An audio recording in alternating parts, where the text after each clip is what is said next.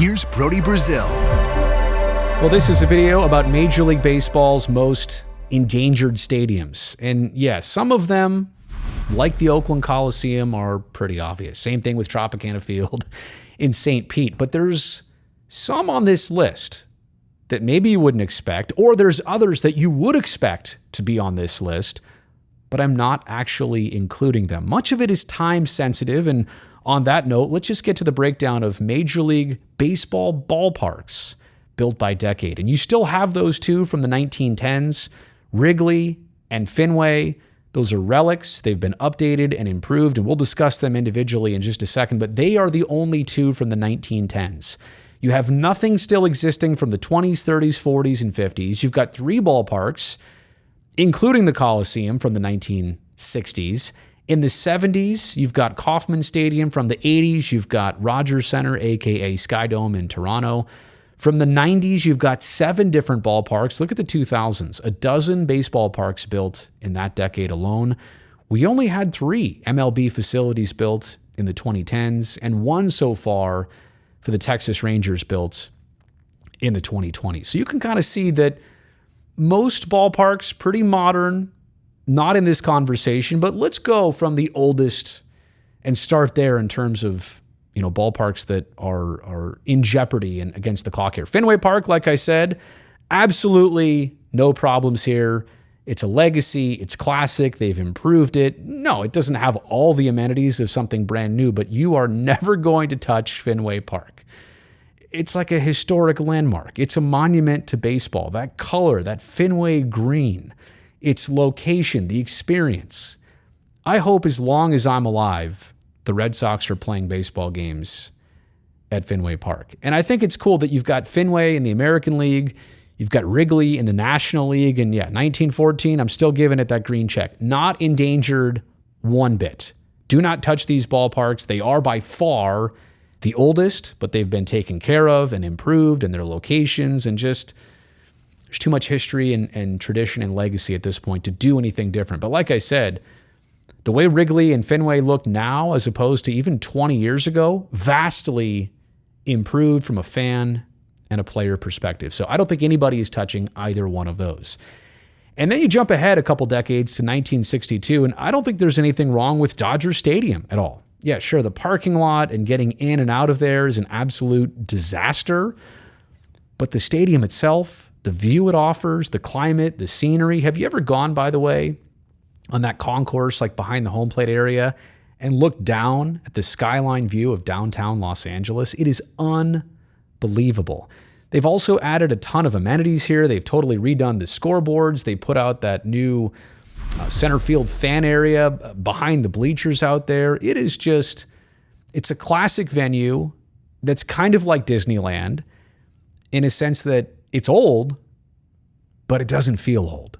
And they just take pristine care of it. Dodger Stadium, not endangered at all. Oh, but a short drive away over in Orange County, home of the Anaheim/Los Angeles Angels. And I do think Angel Stadium, built in 1966, is in jeopardy. I do think it is endangered. And obviously the Angels have said so themselves. They're trying to build something new or redo this entire plot of land.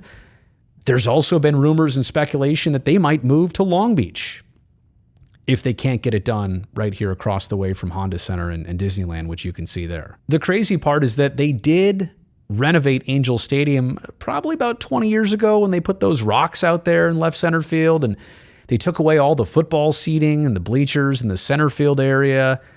And so they made it a baseball-only venue. And look at the playing surface and the experience of going there. Nothing wrong with it, but it just does not have something of a brand new, modern facility. And so that's why Angel Stadium, maybe not as endangered as the rest, like Oakland or St. Pete, but because of its age and because you can only redo it so many times, I mean, it's nice, and they've hosted an all-star game there in recent times, but it needs something else. Okay, the Oakland Coliseum. I'm here to tell you that it missed out on upgrades like Angel Stadium got. Like, this ballpark didn't get it in the 80s or the 90s or the 2000s. Finally, in the late 2010s, they added a few things here and there, but obviously in 95, when Mount Davis was built, this whole circular multi-purpose facility took on a brand new look. And kind of at that moment, when it was not being specialized for baseball or football, it had to be both and had to be even more of both. It was in a demise and a downfall as a baseball facility. So gonna have to say this one, obviously endangered, time ticking, not only because the A's are attempting relocation to Southern Nevada, but even if they weren't, I think it's well established across Major League Baseball, this facility for fans and players, it was outdated like 2 decades ago. In fact, it kind of is amazing that out of all the venues across baseball, that this one is still hosting baseball, and it has had by far the least amount of improvements or upgrades over the years. Kauffman Stadium in Kansas City, built in 1973. Oh, I'll give it the endangered mark, but I'm also here to tell you that this was a stadium that about 15, 20 years ago, they totally redid. Again, just like Angel Stadium, for an all-star game. And scenically, I mean, look at it. It's beautiful. It's got some charm. It's got some class to it. There's nothing, it's not like the Coliseum really in any way. It's got some beauty to it. But the Royals want something closer to downtown. They want what everybody else wants, and so it's no surprise that here they are. Even after significant upgrades over the years, they're trying to get out of Kauffman Stadium, which went up in 1973. So this one, definitely endangered. How about Rogers Center, aka Sky Dome? I mean, that dome and that roof, the way it moves and how some of it slides and then the other part kind of circles around, and the CN Tower, which is right next to it. You can't see it in this picture, but it's in a prime and perfect location. And I know in recent years they talked about the Blue Jays moving on, but I'm going to say I don't think this one is endangered. Now, they recently revamped that whole center field sky deck area. Is that what they call it out there? So they've chosen to invest in this instead of trying to move on from this. And I think it's a good choice. Again, you have to have a dome in Toronto based on weather and the ability to play games regularly without interruption and weather. It's still got the hotel out there in center field. It's got a restaurant and other cool stuff out there in center field. Look, I know because of its shape and because of its age, it doesn't have everything else that a brand new ballpark would have. I get it. But I like the fact that they're working on this. They're doing the Dodger Stadium approach on this. And look, it was only built in 1989. Give it a couple renovations and upgrades before you finally decide to move on from it. I'm glad that Rogers Center does not seem endangered anymore. And at one point, maybe a year or two ago, I think it might have been a bit endangered. Tropicana Field, oh yeah, definitely endangered. The Rays need to move. That ceiling, not even safe during day games for fly balls. You can't even track a white baseball on a white roof. How about those rings, which baseballs routinely hit? I don't know if the stadium is necessarily too big, but we've talked about things that attract a large number of fans. A good team like the Rays have is the only reason fans are there right now. No fan is showing up to go to the Trop, right? There's no question about it. So it was only built in 1990. In fact, it was built way before the Rays even came to existence. They built that to try and lure the San Francisco Giants to the Tampa St. Pete area. But because it was already existing, because it was older, its timeline got started sooner. It was never really a great idea for baseball, kind of a temporary spot that just persisted. How about in Chicago on the south side? Guaranteed Rate Field opened as New Comiskey in 1991.